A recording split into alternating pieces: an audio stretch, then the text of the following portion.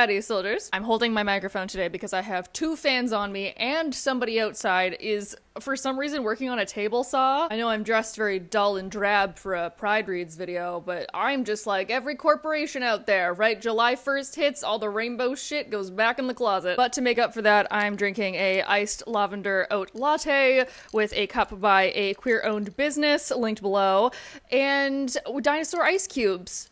And I would say dinosaur ice cubes are pretty gay. And if you're gonna say, Rachel, you can't prove the dinosaurs were gay, I'm gonna say in response, how can you prove that they weren't?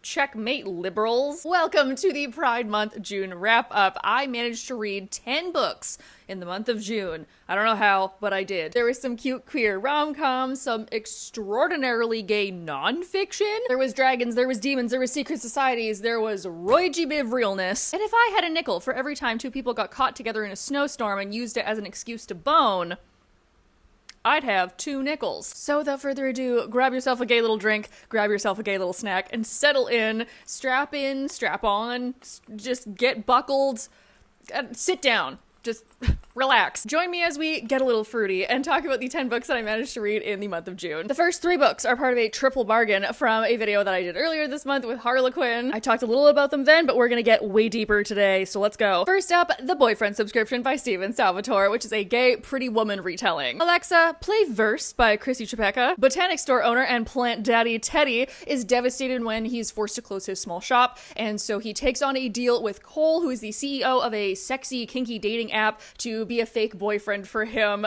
for this like media post. So we get a plant gay and a crystal gay fake dating and slowly falling in love as they actually learn more about each other and like changing each other for the better. And also there's a ton of stuff in here on sex work, which is phenomenal. Love that representation. Get your bag, girl, however you need to. We get full lessons on plant anatomy and terrarium maintenance. Like, and they say romance novels can't teach you things. Their banter is so cute, and the way that they talk about sex is so open and communicative, and it's like, yes, this is what it's supposed to be like. We love communication. And even though this is spicy as hell and you might see people being like, oh my god, the sexy times were so sexy, can we talk about how they have one of the most mind-blowing kisses that I have ever read? My main criticism is the ending. We get the third act breakup and then the makeup within 30 pages of the end of the book. Like, damn, you're cutting it real close there, guys. But can we talk about how Cole doesn't know what Lord of the Rings is?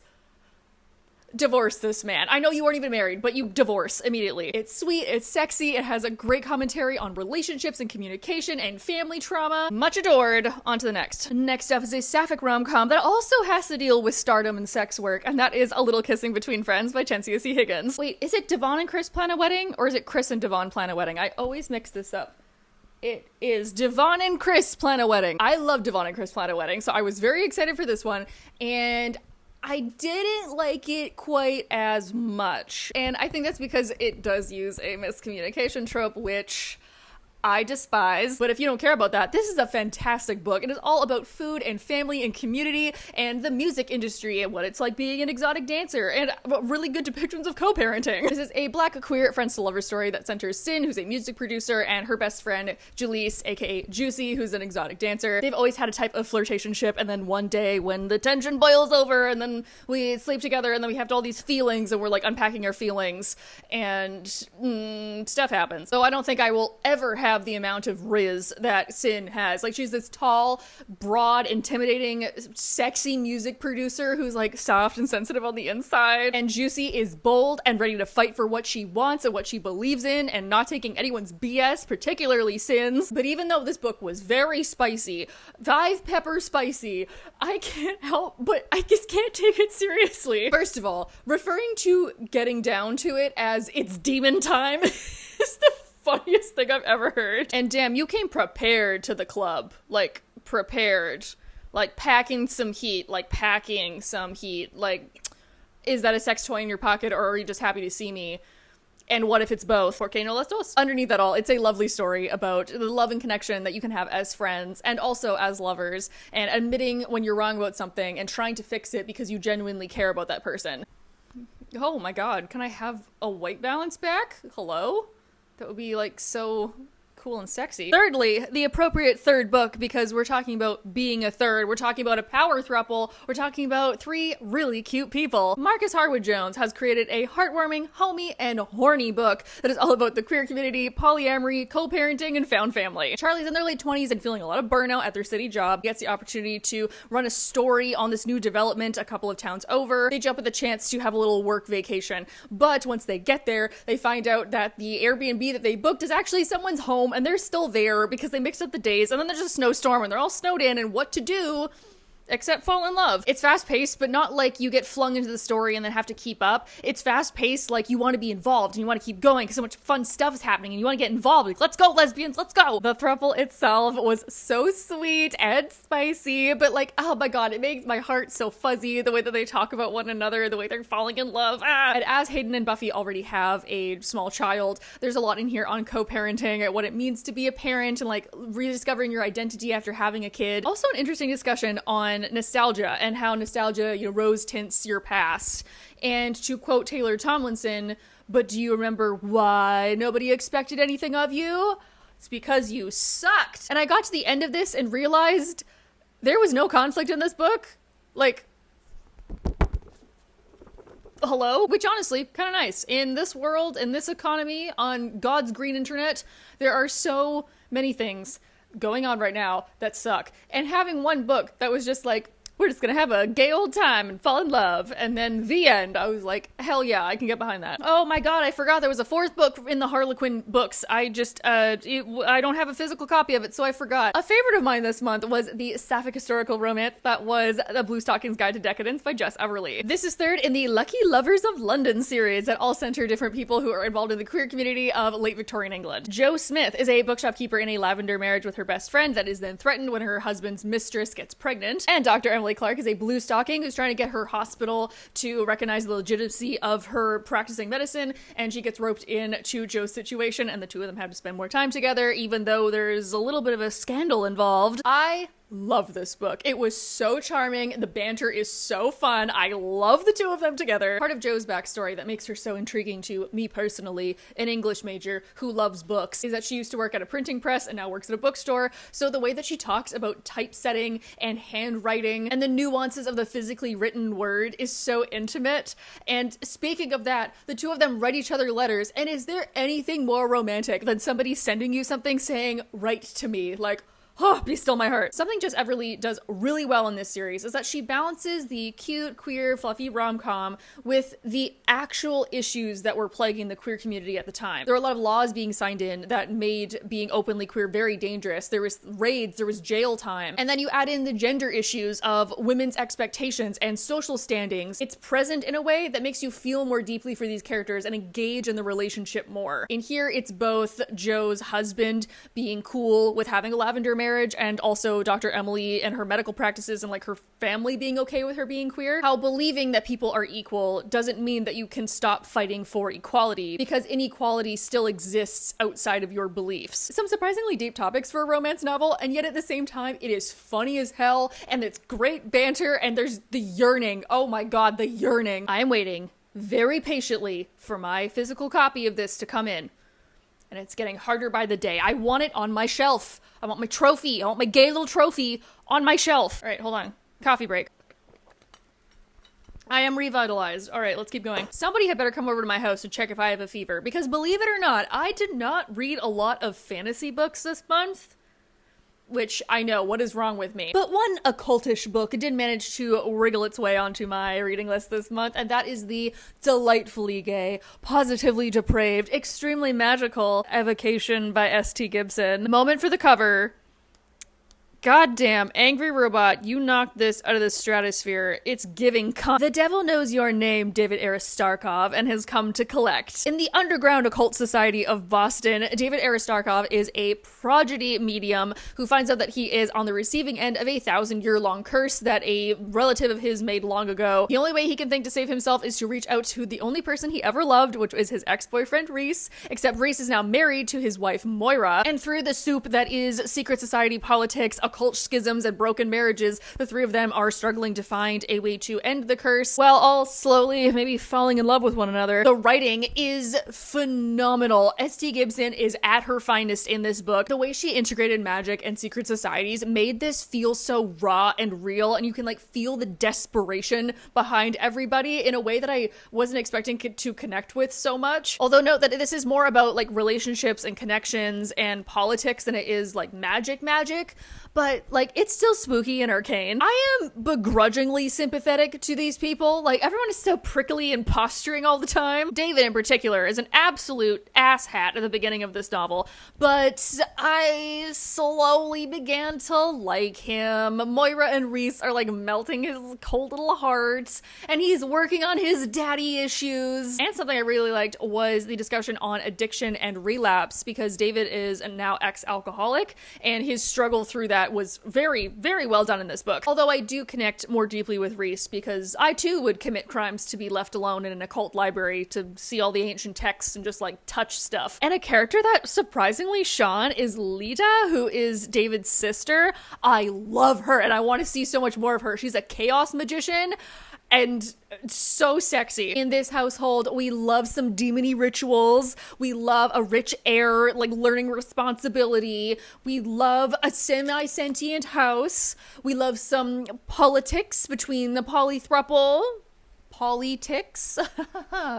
Comedic genius. Let's switch things up yet again. Let me just get mad at the government for a second. Aw, we can all get mad at the government together, like a bonding exercise. The first nonfiction book I read this month has to do with what it's like to be queer and live in a heteronormative society going through sex education and mental health trauma. Since Western society as a whole, it's not very good when it comes to sex education.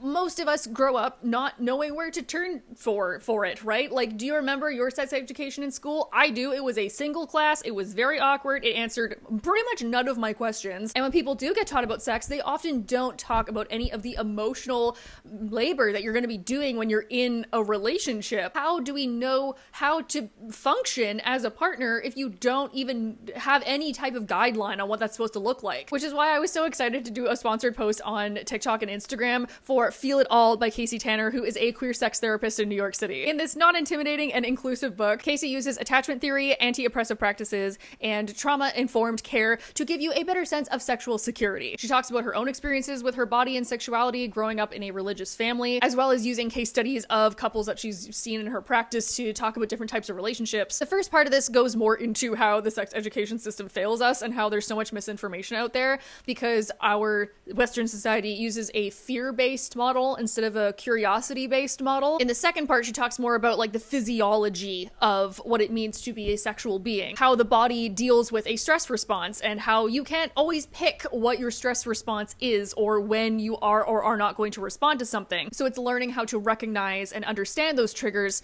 so that we can kind of unpack our discomfort. And in the last part, she talks about learning attachment theory so that you can better understand the way that you connect with people and the way that you reconnect in relationships. And at the end of each chapter, she has what she calls aftercare questions, which are like read and review and discuss questions that you can reflect inward and look at, or that you can talk about with a partner. Now, this is a basic learner's guide, so the first part of it did feel a little bit like baby's first book of intersectionality, but overall it's very easy to read. She has a really personal voice, so this book is very accessible. I wish somebody had given this to me when I was younger. Like, if my 16-year-old self had this book, oh my God, my life would be so different. It's open, it's curious, it's non-judgmental. She takes into consideration so many different types of queerness, and I love how it encourages people to ask questions about themselves and ask questions about their partners and like do their own research and just play around. And this book was really great. If you have a baby gay in your life, or maybe you're trying to figure out your own queer identity and like how it relates to being in a relationship,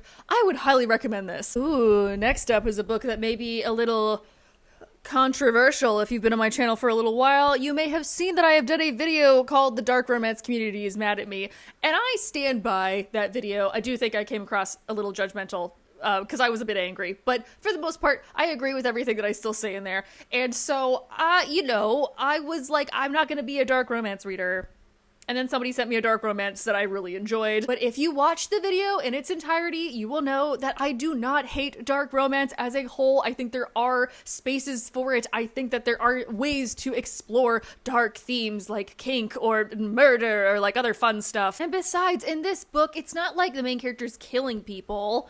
She's killing boys. I was sent a copy of Serpentine Valentine by Gianna Darling, which is a dark romance, dark academia, Medusa retelling, but it's gay. As this is a Medusa retelling, there is an assault at the beginning, and sexual assault is something that is talked about throughout the book. However, it is not in any explicit detail. Lex Gorgon is a scholarship student at Archeron University who gets assaulted by a male professor, and the school itself just turns it around on her and now blames her as this social pariah who's trying to ruin the career of this professor. So she decides to get bloody revenge, not only on the man who assaulted her, but also on the head of the school who is doing nothing. Part of her plan involves her sisters who create the man-eaters squad who go around campus at night attacking men who assault women. And part of it involves seducing the president's daughter, Luna. But as Lex does this and they start spending more time together, she realizes that she may actually be falling in love with her. We all know in this household that I support women's rights, but also women's wrongs. Overall, I really like this book. I love the themes of revenge and the rage and then the guilt and the shame that comes along with assault, changing relationship with your body and the changing relationship you have with society. But just like any other theater gay, this book is incredibly dramatic. Like after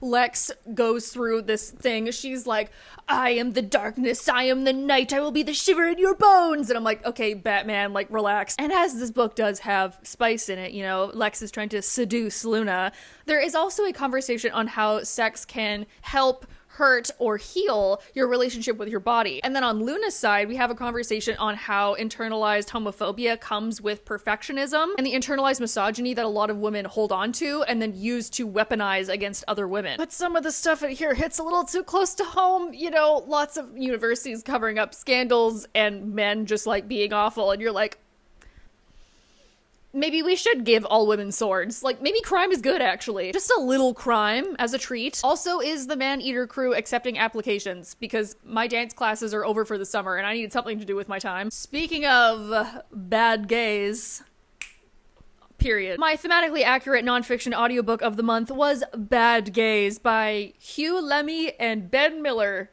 I think I'm saying that correctly, where two historians look at homosexual history through the lens of 13 notoriously bad gays throughout history. Part revolutionary history, part biography. This is based on a podcast series where we don't look at those queer icons and fabulous gays gaining us rights. No, we look at the baddies and the villains and the people doing wrong that are also like doing the same gender.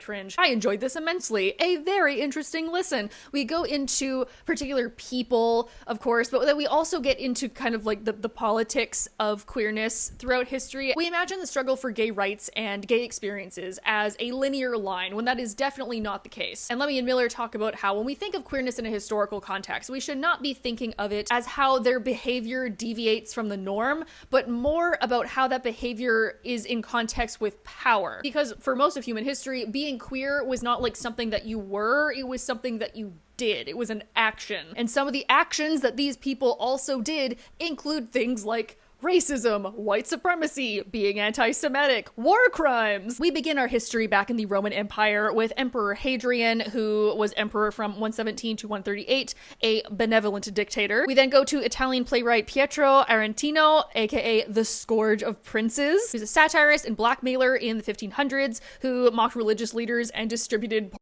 Then we go to James VI and First of Scotland and England, otherwise known as the wisest fool in Christendom. He had a lot of affairs with older courtly men and did some witch hunts and then tried to destroy Gaelic culture. In the mid-1700s, we have Frederick the Great, who was king of Prussia. He also did a lot of good, like he modernized Prussian bureaucracy and the judicial system, but then like, oops, war crimes, including the 7 Years' War and the first partition of Poland. In the 1910s, we have Roger Casement, aka the father of 20th century century human rights because he was investigating human rights abuses and colonial atrocities, which is cool, except he also became an Irish Republican. Also in the mid-1910s, we have Lawrence of Arabia, aka Thomas Edward Lawrence, who is an archaeologist and photographer who fought alongside Arab forces during World War I. But then again, oops, war crimes. Margaret Mead, who was a cultural anthropologist in the 1960s and 70s, whose research on the attitudes of sex in South Pacific and Southeast Asian cultures influenced the sexual revolution. But oh man, they were heavily leaning on racism and exoticism and white supremacy. J. Edgar Hoover and Roy Cohn in the 1950s to 80s,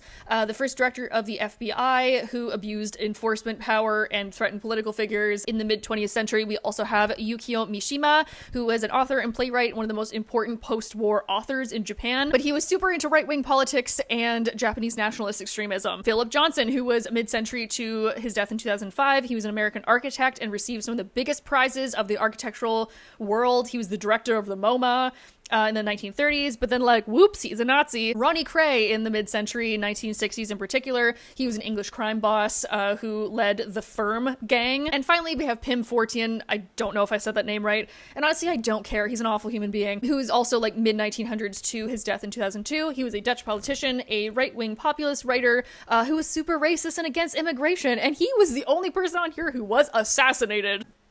Wow. That was a long list.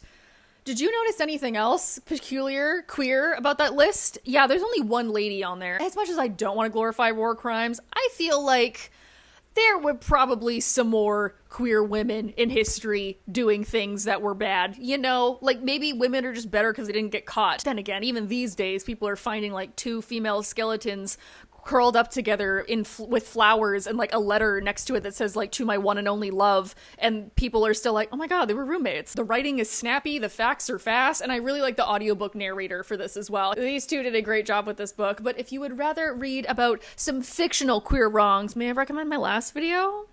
Just saying. Whew, okay, so we're getting close to the end. We're getting down to the wire. Final two. Ah, damn, if I'm following the rules at the beginning where the third book was a throuple, I should have done third last as the thruple book, but I don't know, whatever, it's too late now. You think I planned these videos? Pfft, I'm just here to make jokes. Second to last is a contemporary polyromance sent to me by Atrio Books that asks the question, how many tops does it take to chop wood in a snowstorm? It's Triple Sec by TJ Alexander. Mel is not only a bartender at a swanky Manhattan cocktail lounge, she's also a tall buzzcut lesbian with a tattoo sleeve and a barbell tongue piercing. And as she's going through a professional crisis and debating whether or not to enter into a cocktail competition, she catches the eye of BB, who is a lawyer in New York City, who turns out to be in a loving and open marriage with her partner Cade. As the three of them become friends, then lovers, then maybe something more, we're all discovering new things about ourselves and realizing that we can love in different ways and live your dreams or whatever. Also, let's have some fun spicy times and drink artisanal cocktails. Just sounds like a great use of time, honestly. Phoebe is so warm and welcoming. She just feels like she's pulling you into the story and giving you a hug. And as somebody who's also a neurospicy introvert, I deeply relate with Cade. They're just like, I'm just here to wear blankets and support my wife. Just pretend I'm not here. And I relate with Mel because she, like I, has a beautifully planned tattooed sleeve arm and then a like whatever the fuck arm. I had some issues with the pacing of this, and particularly has these long drawn out conversational scenes. However, I don't mind it because those long, in-depth, character-driven scenes are all about polyamory, and so it's all about communication and feelings and the dynamics of having a new person in your relationship, and it was so well done that, like, this is maybe one of the best, if not the best, exploration of a poly relationship that I've ever read. Something that was never explicitly stated, but I wish had been, just so I can, like, you know, put a pin in it, like, aha, this is actually the case, is that Cade is very heavily autistic coded. It's played off as Cade being very shy and not understanding social cues, and they do have a conversation of, like, they don't see the world like other people do, but I just wish that it had been, you know, explicit. I wish this book was more explicit. I can't believe I'm saying that. The pool scene. Whew. But it had a very cute happily ever after, great communication and negotiation skills, and a lot of delicious sounding cocktails. Like, I'm feeling spicy, like I gotta go shake something up. And lastly, I saved the best for last, and I say that it is the best because there's dragons in it. Farron Vincent had been a liar for longer than she'd been a saint. Bitch. What? fuck me up with some of this shit. So Let Them Burn by Camila Cole is a post-colonization, post-war political fantasy that is about two sisters who used to be the conduits of the gods, and now they've been put on separate continents. There's also dragons coming back, and oh hey, maybe we're gonna go back to war, and that's bad. At just 12 years old, Farron became the Child Empyrean. She was a figure of war who could channel the power of the gods and helped win her country back from the colonizing Langlish Empire. Now at 17, the war's over, her country is trying to build itself back up, and she's struggling with the aftermath of being such a heavily seen political figure. Whereas her older sister Alara is going through her own struggles with PTSD after fighting in the war, and yet also still wanting to find a way to serve her country. But at a peace summit where both of them were supposed to show up, do a couple tricks, and then leave, Alara ends up bonding with an enemy dragon from the Langlish Empire, and then is sent away, and then oh man, there's probably gonna be a war. We need to channel the gods once again, but who is answering this time when we call? Ooh, something that I've learned I love is talking about washed up chosen ones. I love that this story takes place after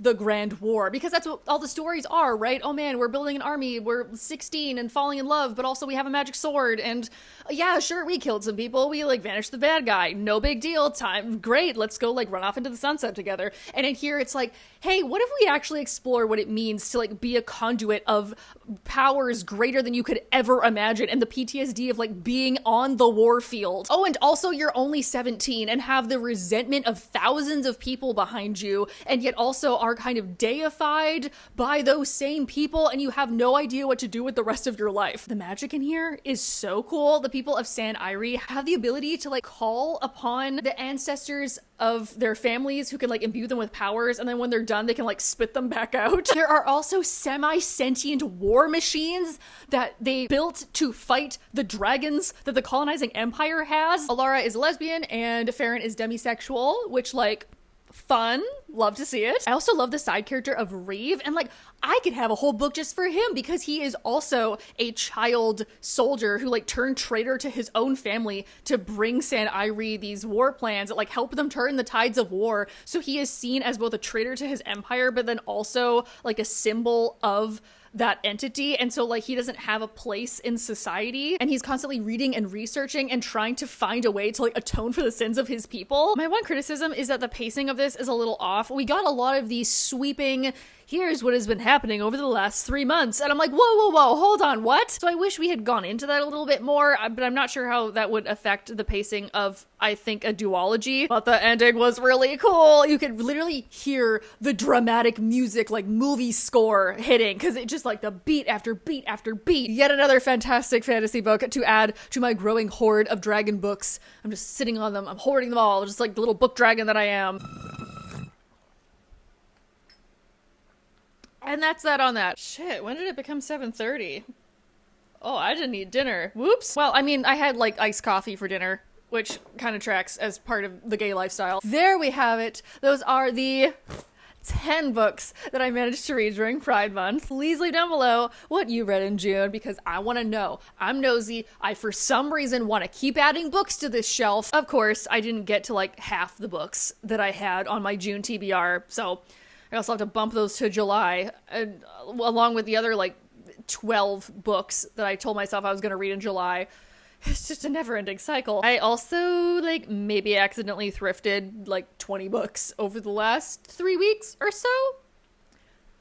Hypothetically. So keep an eye out, because there might be a book haul coming soon. Because see, if I put it on the internet, I can write it off on my taxes. But what's really going to change in July, right? Like, I read queer books all year round, and I'm trying to have myself a sapphic summer over here. So I've been getting a bunch of new sapphic books. And then also, technically, like, in Vancouver, we have Pride in August. So, like, August is, like, Pride Month 2.0. We're gonna wrap this up so that I can go and make, like, actual food and turn my air conditioning unit back on, because you don't want to know how sweaty I am. You just don't. You know where to click to like the video. You know where to click to subscribe. I hope you guys are all having a nice day wherever you are, and I will see you all next week. Bye!